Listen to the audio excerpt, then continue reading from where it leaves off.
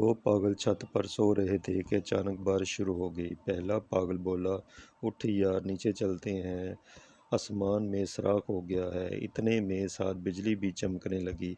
दूसरा पागल बोला, चल सो जा यार, वेल्डिंग वाले भी आ गए हैं।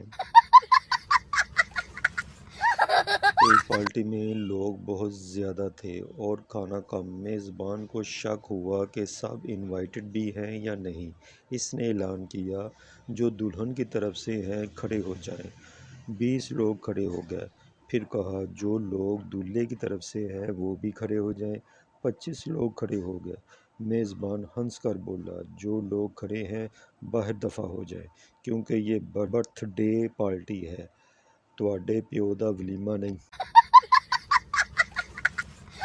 पप्पू के घर में बिल्ली थी। तंग आकर वो इसे कहीं दूर छोड़ आया। घर आया तो बिल्ली पहले से पहुंची हुई थी। पप्पू दोबारा कहीं दूर छोड़ आया। बिल्ली फिर घर आ गई। पप्पू गुस्से से बिल्ली को और दूर छोड़ने गया।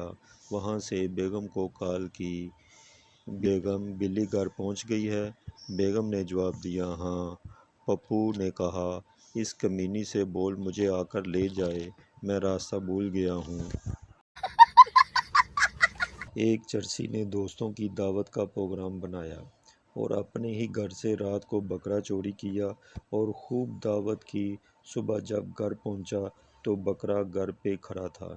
चरसी ने बीवी से पूछा, बकरा कहाँ से आया? बीवी ने जवाब दिया, बकरे को गोली मार रात से कुत्ता गायब है।